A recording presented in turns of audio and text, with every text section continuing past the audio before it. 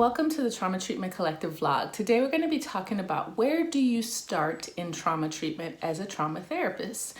One of the things that I find is because trauma can be so complex, and if you've been a part of the community for a while, you know I talk a lot about the complexities of trauma. It can sometimes be kind of a little bit fuzzy of where you should start or where you should begin the work of trauma treatment. And so today I want to talk a little bit about the importance of kind of doing some assessment, taking your time, really assessing where the client is, and then that's going to give you clarity on where you should start. So when you think about trauma, you think about there's a lot of different, what I like to call choice points. I could go this direction or I could go that direction. And when you are trying to decide what direction to go, there's some things that I want you to think about and consider. One of the things I want you to think about is just your assessment of the client's safety. Does the client feel safe? Do they feel safety within themselves, and do they feel safe within the relationship that you had with them? And if that's in place, then you want to move on to stabilization. If it's not in place, then you want to kind of backtrack and really work on the foundational piece of safety. That's the number one thing that you have to think about when you're doing trauma treatment. And so when you assess for that and you notice that, hey, there's some things we could do with safety, there's some things that would help this client to feel more safe within themselves and within our relationship. And then also you might even want to push out, do they feel safe outside of the therapy room? So that's an indication too of how safe they feel. So if all three of those things are in place, then you can kind of move on to the next step of stabilization. If not, I would encourage you to go back and do some safety work with the client. Some different safety things would be really working on boundaries, really working on coping skills and coping strategies, doing some activities to help them notice what their body feels like when it's relaxed. What do they notice in their breath? What do they notice in their tension patterns?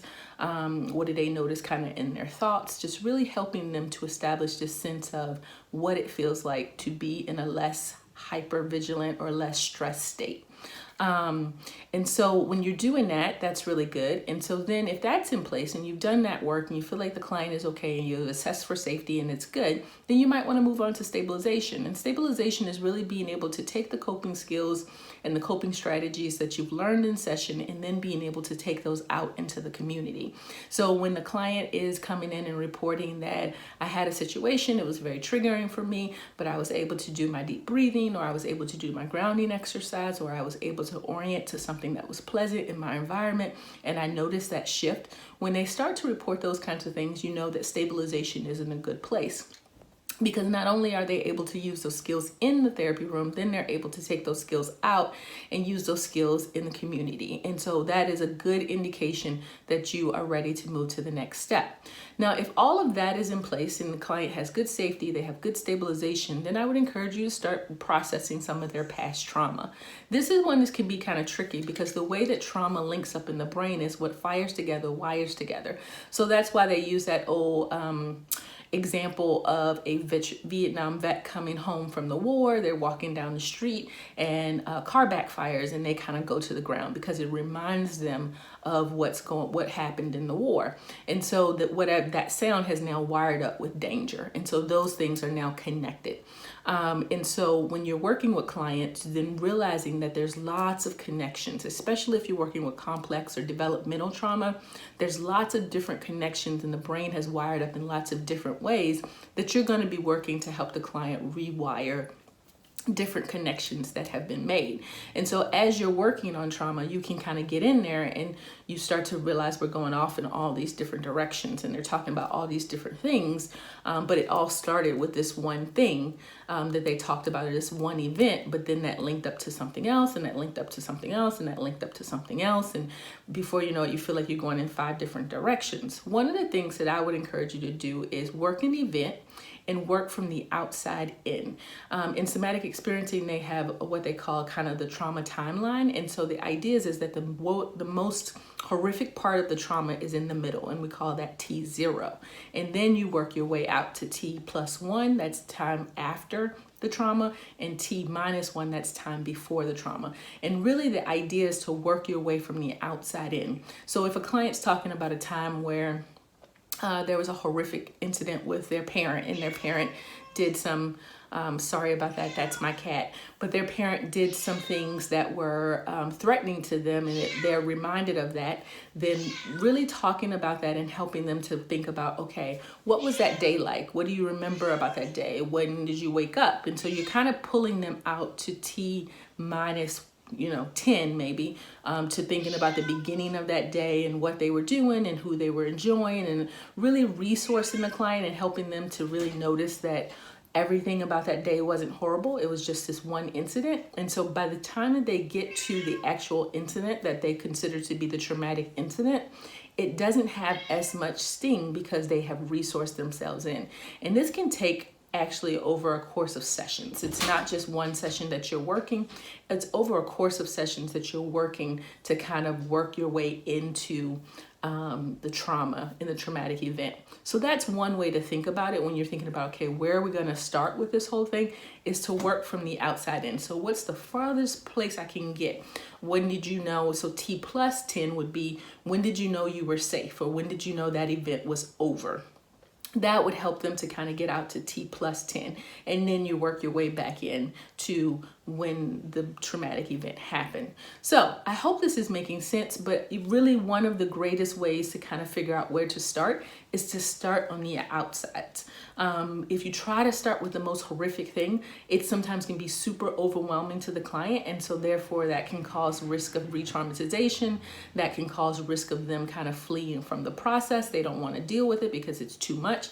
But if you work from the outside in, it really helps to break it down and slow it down for the client, so that by the time they get to the thing that they consider to be the most traumatic, it doesn't have the same amount of charge or activation with it that it would if you were to start with that and then kind of try to talk about, well, when did you know it was over? That's T plus 10. Or what was that day like before all of that happened? That's T minus 10. So again, you're working your way in, and you're working your way in a way that is safe for the client, and it really helps them to be able to build capacity so that they're able to, when they get to T0, they're able to really process and talk about what happened because they've been resourced into that event. So hopefully this is helpful for you. Again, you want to think about assessing for safety and stabilization, really tracking to make sure that those things are in place. Those would be good places to start if clients don't have those skills in place. Some clients will come to you, they've done prior work, and so they are ready to rock and roll and start with processing. And other clients, this is their first time really starting to do the work, and so they're going to need that time to build up their safety and stabilization. If all of those are in place, safety and stabilization are in place, then you want to move into processing. And processing is really helping them to process the things that are kind of connected together and to get those things, like I like to think about it as a file cabinet. Things are misfiled in their brain, and so you want to get those things out and file them in the right places. Again, there's lots of different ways to process trauma. The one that I talked about is mainly somatic experiencing, but you can use that method or that idea, that framework of being able to work from the outside in with other types of modalities as well. I think it's a very gentle approach to treating trauma. I think it helps the client to tolerate the process a little bit more. It's a little bit longer. It's not that fast, kind of go straight after it and get in there. But I really do think it really helps the client to build skills, capacity, the ability to manage themselves, not only in session, but also out in the community. And they are able to get to working the heart of the trauma and feel really good about that process and feel like they can make it and that they have space to be able to hold all of the emotion that comes up with that. So again, hopefully this is helpful. Thanks for joining me today. I hope that you will take what I've said today and kind of apply it to your work. I'd love to hear about it in the comment section. If you haven't subscribed yet, make sure you subscribe to the channel so you know when new videos are coming out and you can check them out. Also, there's tons of other videos on the channel, so while you're here, take some time and peruse around and check things out. You can also go over to ninakeeler.com and learn more about the Trauma Treatment Collective and other ways that you can connect. We have a Facebook group that you can be a part of, and I'm also on Instagram, so I have a community there. I'd just love to be able to connect with you guys and help you guys grow and develop your trauma treatment skills, and I'd love to hear what you guys want to hear about. things that you're interested in and things that you can kind of do. If you're watching this in real time, enrollment for Treating Trauma with the Brain and Body is still open. We will be closing on October 6th at 11:59 Eastern Daylight Savings Time. So if you are watching this and you are looking for a place to kind of grow and develop your skills, then consider the online course that I'm offering. There will be a pop-up Facebook group that goes along with that course, so you'll have direct access to me, and we can talk about cases, talk about issues, talk about applying the things that you're learning in the course into your day-to-day work, and I'll be there to support you in whatever way you need. So until next time, you guys have a great rest of your day, and I will see you next Thursday. Bye-bye.